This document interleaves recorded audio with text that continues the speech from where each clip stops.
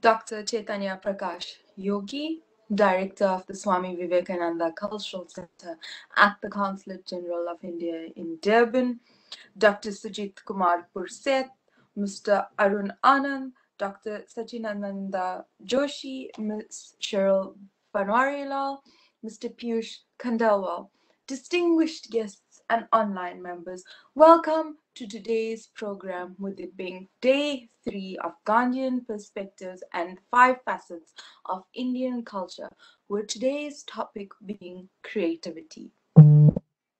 Creativity. What is creativity? We generally ask ourselves. Basically said, it is something in which we get to express ourselves. And I quote a famous quote by Gandhiji. Gandhiji says, "The future depends on what we do in the present," unquote. Meaning, if we collectively and collaboratively make things bigger and brighter, it stands for so much more. Example, what Gandhiji did with Kandi by spinning hand-woven silks and cotton into beautiful garments to wear, as well as exhibit around the world and India, forming Swaraj. Without further ado, I'd like to welcome our first guest speaker joining us all the way from India. He is an academic and researcher, Dr. Sujit Kumar Purset.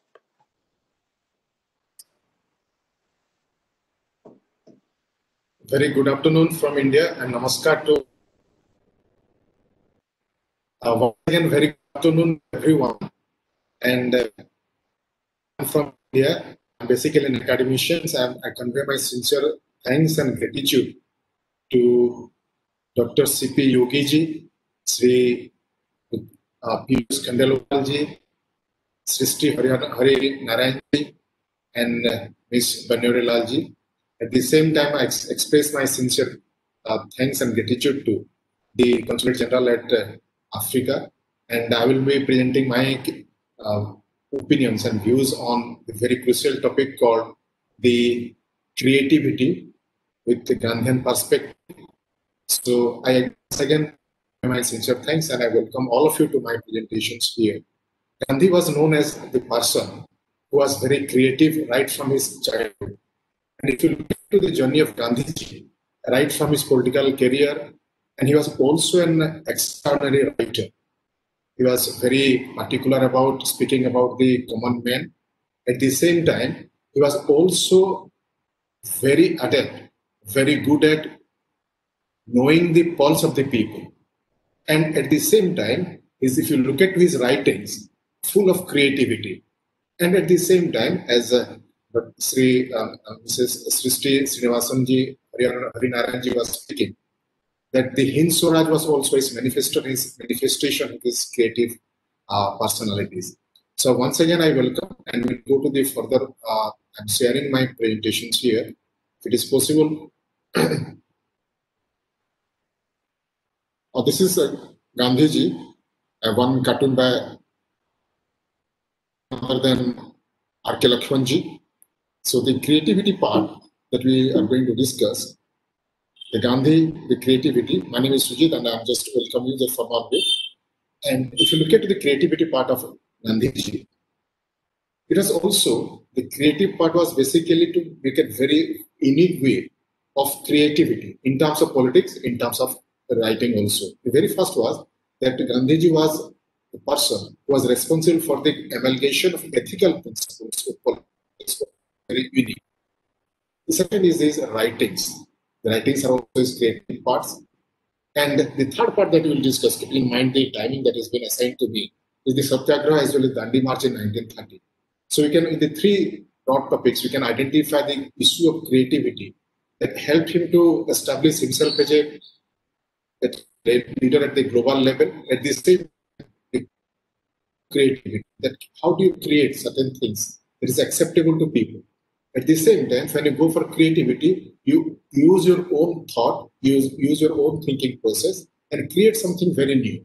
And Indian civilization has always been at the forefront of making creativity. right from many writers, many philosophers. They create certain things that was eternal.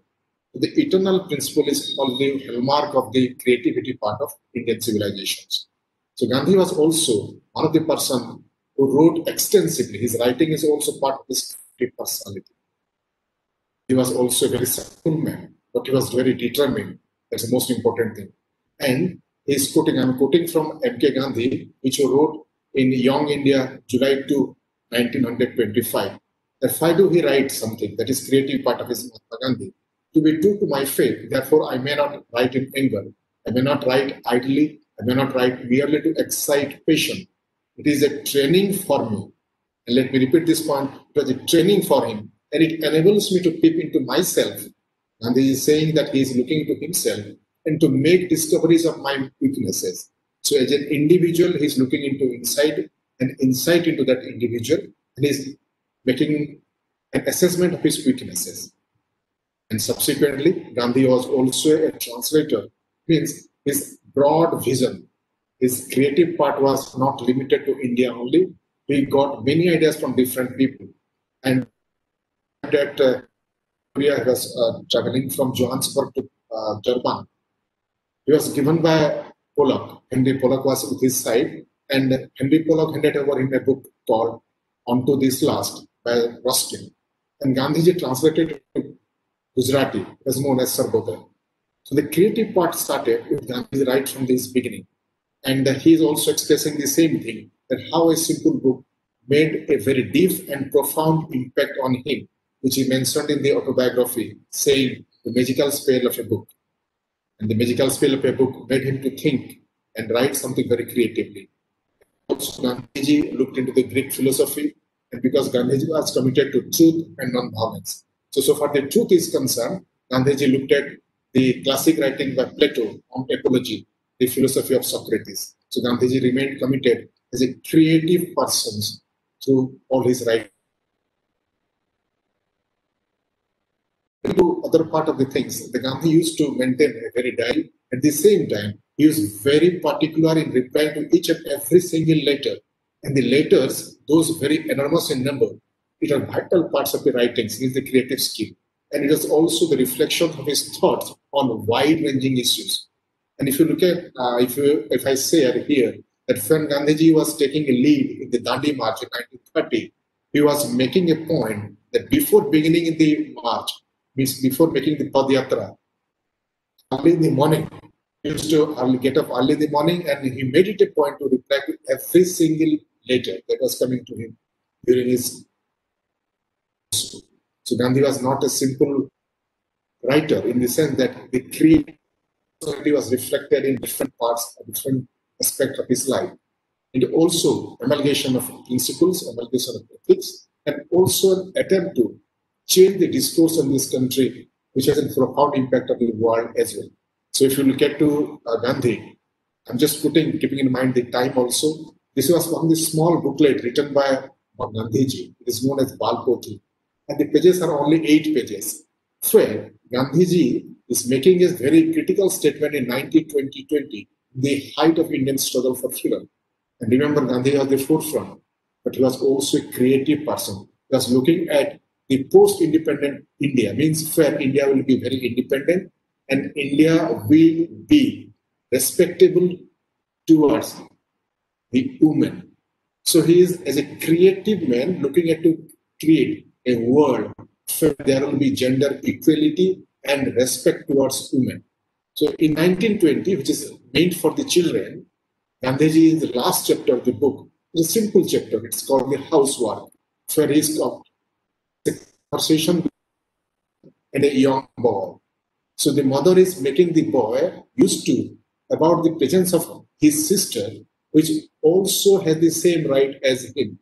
So very beautifully, Gandhi has written in a creative manner that is housework of gender equality in family. So if you remember today, if you come to today we are talking about the sustainable development goals, and the one aspect is gender equality. But Gandhi was very foresighted, right? Almost in 1922, and his classic writings, his creative personality is also reflected and still relevant in 2020 also. Now, the other part of creativity was also reflected in his. Gandhi's very first interventions was the amalgamation of ethics with politics. At the same time, his focus was on that the means must justify the ends, not necessarily the other way around. So he made a tremendous itself by taking a new role, a new route also. The means must justify the end. Now, coming this to one, he applied the principle of satyagraha, which is also a reflection of his creative ideas. So, satyagraha means adherence to the truth, and the whole life he insisted on that a satyagrahi must be very, very powerful in terms of his mental strength. So, it will be an enable factor to be a satyagrahi. Satyagrahi is not necessarily political followers of Gandhi, but a person who is committed to truth and non-violence. And Gandhi was also being influenced by different people. One was John Ruskin, the other person was Henry David Thoreau, the other person was Tolstoy. And from India, Bhagavad Gita was one of the most celebrated book in India, most respected book in India. And apart from Bhagavad Gita, there was one gentleman, Mr. Raichand, also influenced Gandhi's creative personality. So Gandhi made Satyagraha as a very creative use of some moral principle as a political instrument, which was used to the freedom of this country. And Gandhi is the one of the personality all across the world, all across the time, that he beautifully used his creative power in politics also. So Satyagraha became an instrument during the civil mass disobedience. And if you remember here, there was another disciple who was also the inheritor of Gandhiji's many mental ideas, was Vinoba Bhave. Vinoba Bhaveji was picked up by Mahatma Gandhi to be one of the first satyagrahis. And Vinoba Bhaveji was also influenced by Gandhi's creative skill. Vinobaji also pursued the same thing.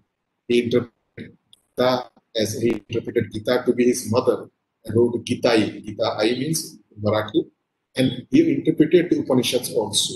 So we must appreciate the fact that Indian freedom struggle was not necessarily confined to the freedom struggle only.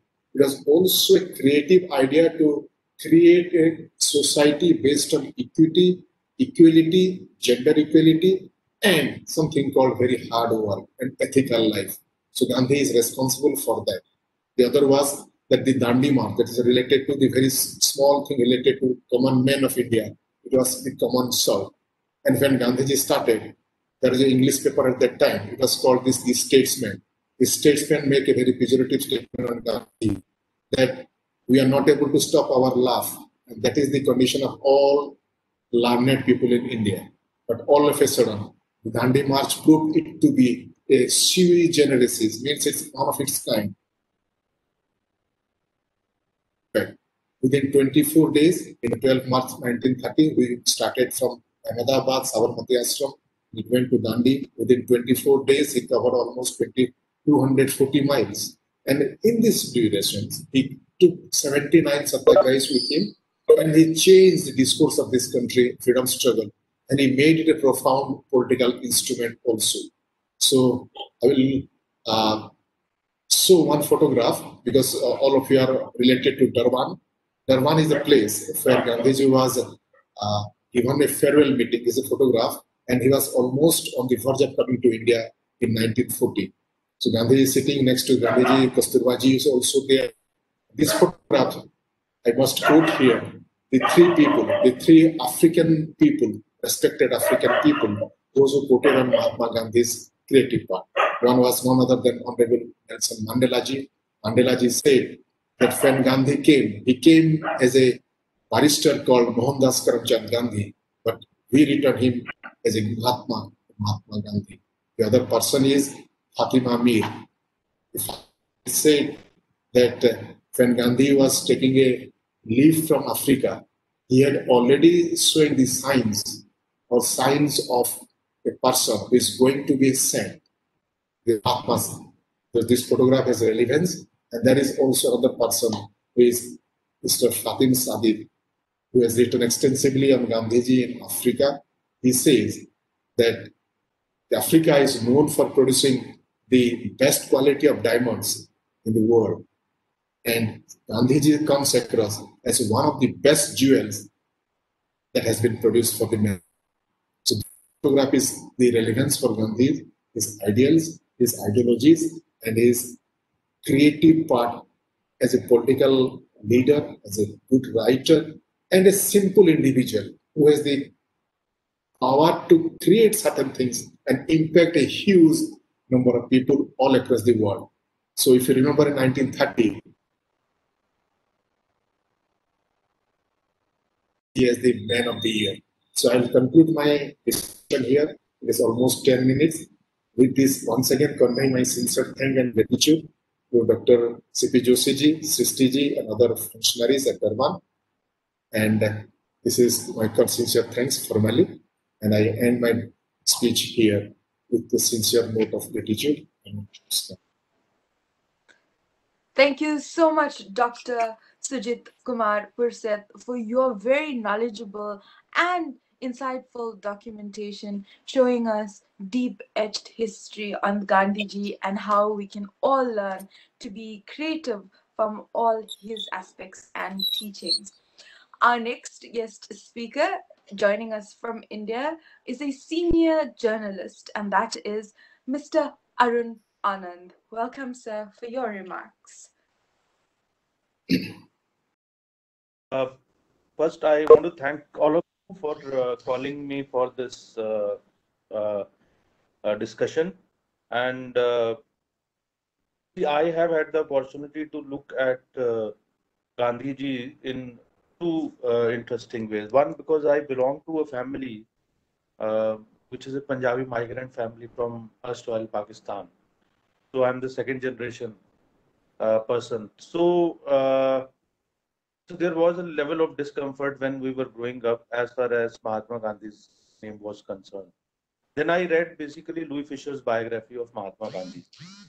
And the very fact that I think that is one of the most brilliant books which has been written, and which also shows that how creative Gandhiji was.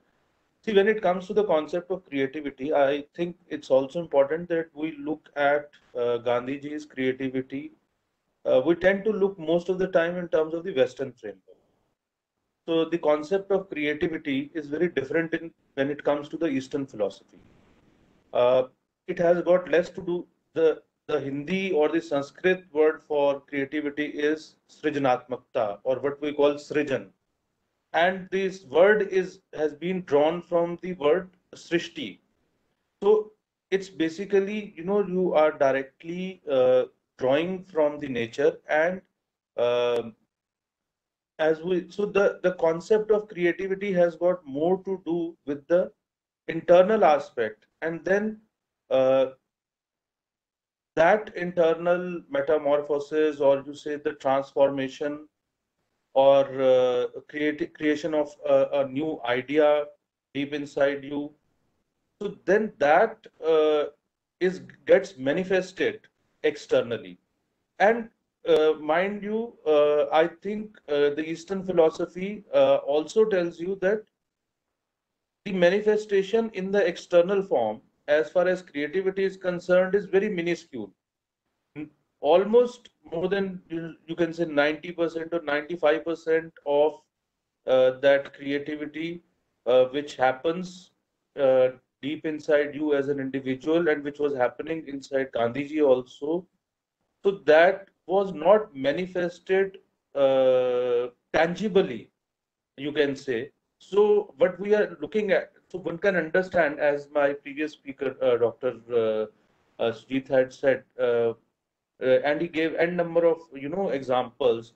So you can imagine the kind of creativity Gandhiji had, that if only a minuscule part of that is getting manifested tangibly, so what was happening inside him? And that's why we see him as such an emancipated personality.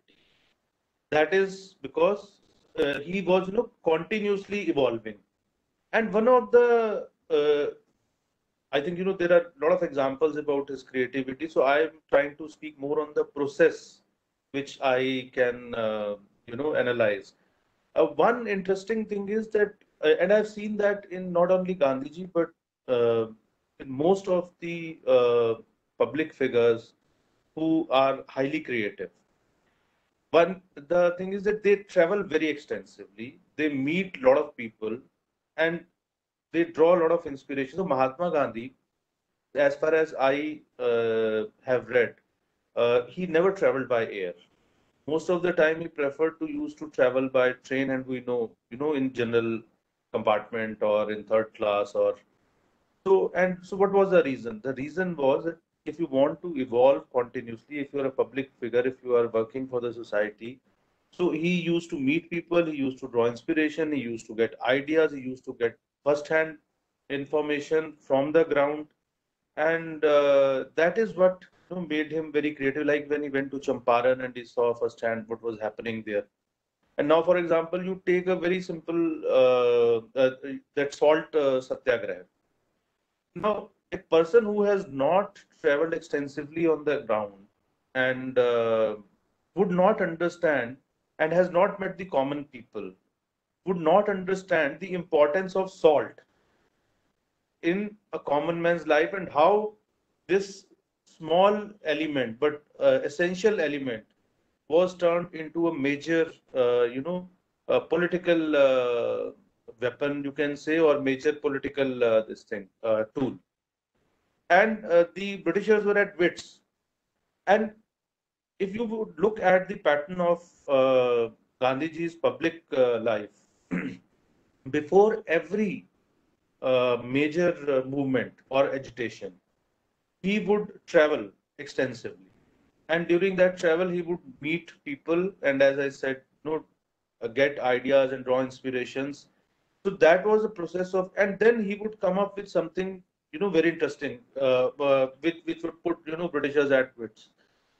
So, and also, one more common trait which I have seen in most of the creative persons is that they have a brilliant sense of humor.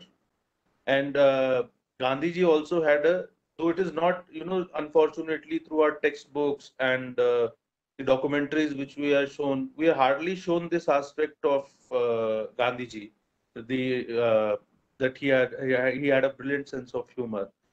I would just quote an incident to sign it off, because I was told that I need to speak for about 10, 15 minutes. So I think I don't want to talk much about it.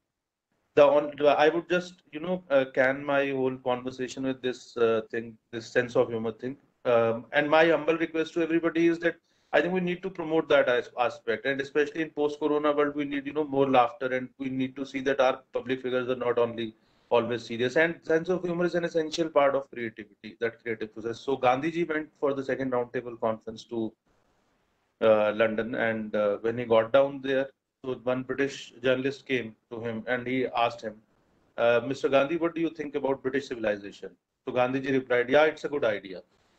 So I would can my this thing, and once again, thank you so much for inviting me. It has been a pleasure and a privilege to be here, and I'm looking forward to listen to the rest of the speakers. Thank you. Thank you very much. Thank you so much, Mr. Arun Anand, for that remarks and leaving us on a lighter note.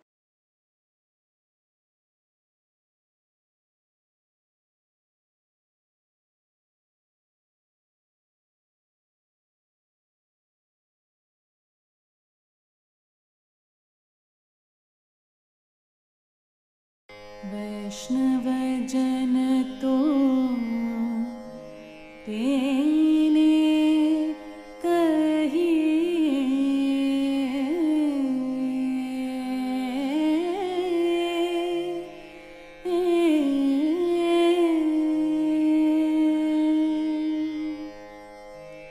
वैष्णव जन तो तेने कहिए जे पीड़ पराई जाने रे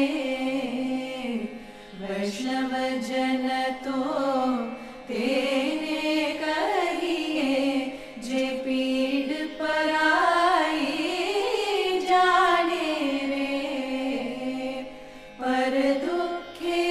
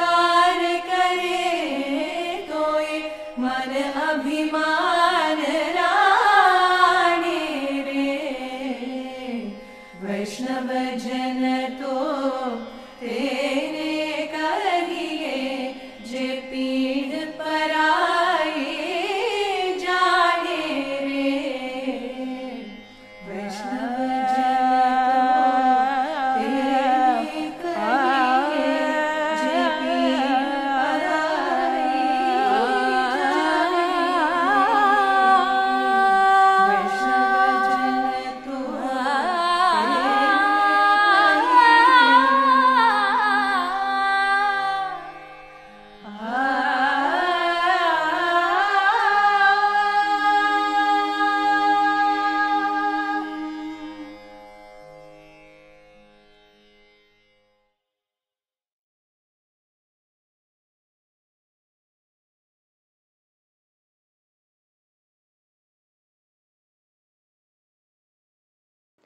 Our next guest speaker joining us from India is Dr. Sachinananda Joshi, a member secretary of the Indira Gandhi National Center for Arts. Welcome, Dr. Joshi, for your remarks.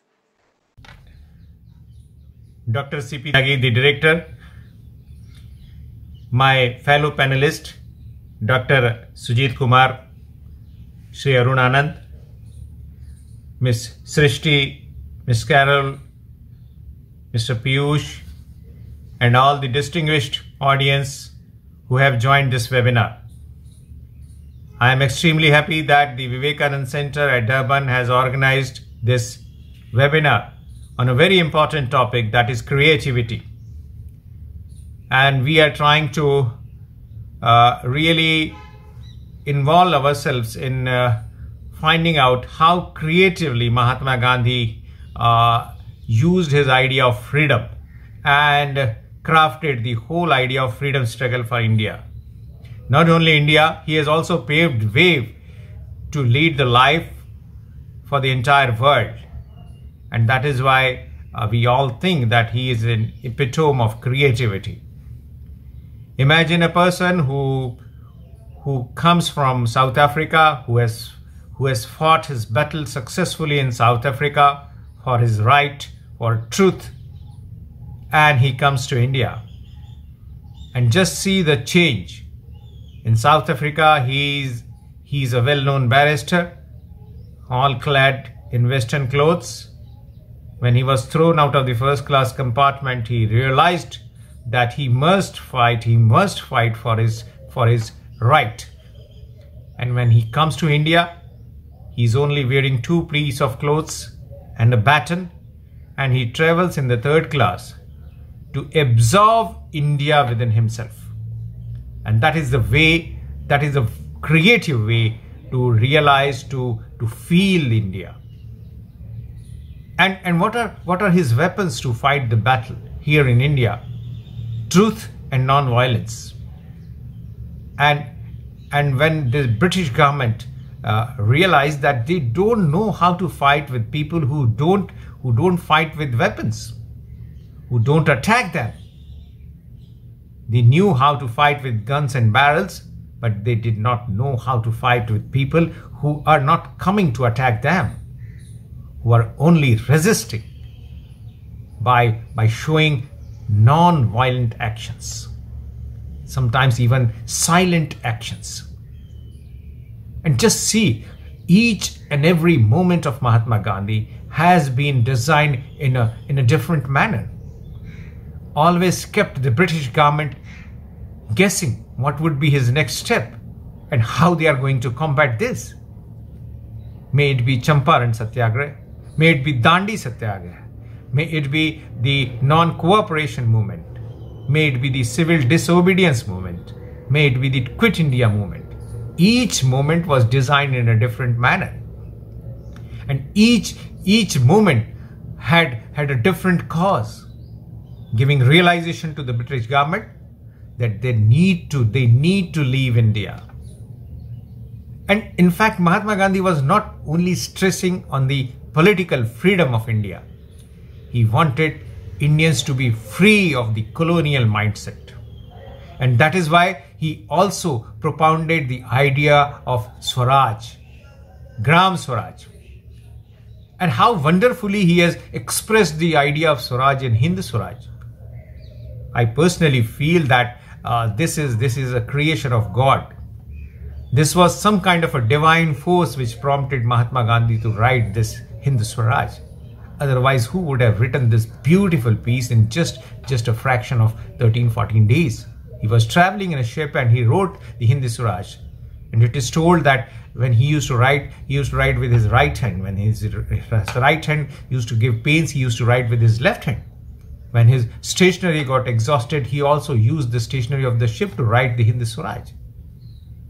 And what are the important aspects of the Hind Swaraj that are relevant today? In fact, I feel they are more relevant today than ever. When we all are fighting against this pandemic, we realize that what Mahatma Gandhi told more than 100 years back is coming to the real truth in today's scenario. Just look at the growing professionalism in our life. The kind of loss of moral values and ethics in our life, the kind of migration which is taking place in our rural and urban areas. All these things have been not only told by Gandhiji, but he opposed vehemently in those areas. Nobody realized what he's saying, but today when we see the problems in our life, we realize that what have we done to our lives. And that is what Mahatma Gandhi told 100 years back. He also was a very good communicator, and I personally feel that when Marshall McLuhan gave the important phrase in 1964, "Medium is the message," I feel that he might have got inspired by the life of Mahatma Gandhi to give this frame.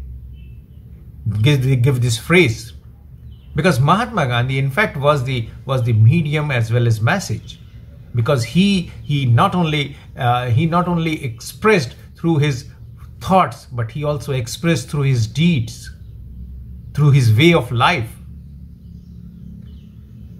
Someone was referring that he used to reply to all the letters which he used to receive. And what was his address? Mahatma Gandhi, anywhere in India. That was his address, and he used to receive letters in thousands. And each and every letter was replied by Mahatma Gandhi.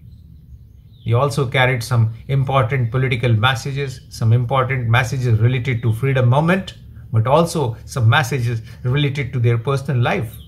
Like my brother is fighting for property, or say somebody writing that my cow is not giving milk, what should I do?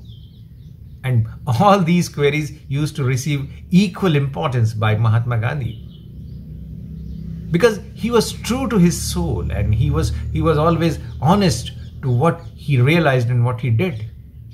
And that is why someone could write the autobiography with the name "My Experiments with Truth." And for him, truth was something different than what we realized. And at one place he writes, "But it is impossible for us to realize perfect truth so long as we are imprisoned in the moral frame. We can only visualize it in our imagination. We cannot, through the instrumentality of the internal empirical body, see face to face truth which is eternal. That is why in the least resort we must depend on faith." Those were his ideas about truth. And when he speaks about ahimsa, that is non-violence, he says, "Ahimsa is not the crude thing it has been made to appear. Not to hurt any living thing is no doubt a part of ahimsa, but it is least expression. The principle of ahimsa is hurt by every evil thought, by undue haste, by lying, by hatred, by wishing ill to anybody. It is also violated by our holding in on what the world needs." So he had different ideas about ahimsa and satya. So when someone says that Gandhiji's life has been a different kind of a thinking, different way of thinking. Sometimes people also thought that he was overstressing about the things. But that is the kind of discipline which he implied upon himself, and he wanted others also to follow. Today, when we talk about the swachhata, the cleanliness, we realize that what Gandhiji was thinking about cleanliness was an entirely different idea of life. Because that also brings discipline, that also brings moral values, that also brings social responsibility in our life. And nobody ever realized that a small thing like cleanliness can give you so much in your life. Today, when our Honorable Prime Minister Shri Narendra Modi is stressing upon the cleanliness, now we realize how things have really emerged and what we neglected in past 70 years. So when we think about creativity related to Mahatma Gandhi, I think we need to deal with more depth and rigor about creativity as far as Mahatma Gandhi is concerned. Because his idea of creativity was entirely different and out of the world. In fact, he was also fond of arts, and that is why he was stressing upon singing bhajans. And Ashram Bhajanavali, we know that it is still very popular. Why singing bhajans? Because it gives you energy, because it gives you strength, because it brings you together. Nobody realized these things, but these things do have importance in our life. Or for that matter, spinning khadi with a charka, with a small yarn, spinning small yarn. What does it give? It gives you sense of satisfaction. It gives you sense of accomplishment. It gives you sense of responsibility. It also gives you sense of realization about the person who has taken pains in growing these things. I mean, these were all different ideas. I don't know how many of us would ever realize that these small things make bigger goals of your life. And that is what the Gandhiji taught us. And he always tried to give you examples, small examples, through which we can understand the life in a larger context.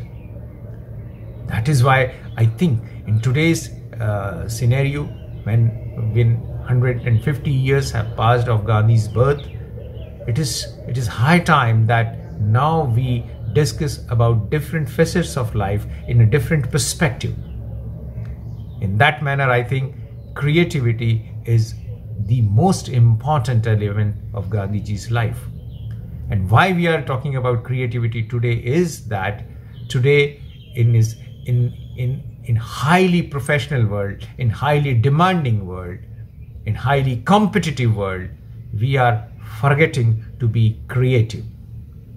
I am hopeful that today's discussion would definitely lead us to think in that direction.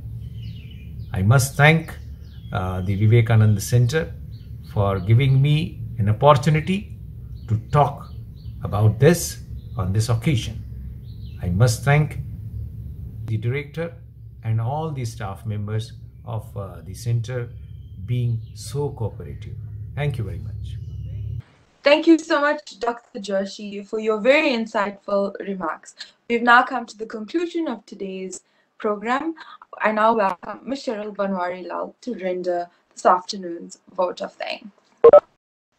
On behalf of the Swami Vivekananda Cultural Center at the Consulate General of India in Melbourne, I would like to express our deep gratitude and appreciation to our guest speakers from India, Mr. Surjit Kumar Purseth, Mr. Arun Anand, and Dr. Sachinanda Joshi. Thank you once again for taking time off your busy schedule to join us today to share your knowledge with us. I would like to say a special thank you to Dr. Chaitanya Prakash Yogi, the director of the Swami Vivekananda Cultural Center, Ms. Shristi Harinarayan, and Mr. Piyush Khandewal. Kindly continue watching the online discussions of Gandhian perspective and the 5 facets of Indian culture. Please remember to SMS, which is soap, mask, and social distancing. Thank you.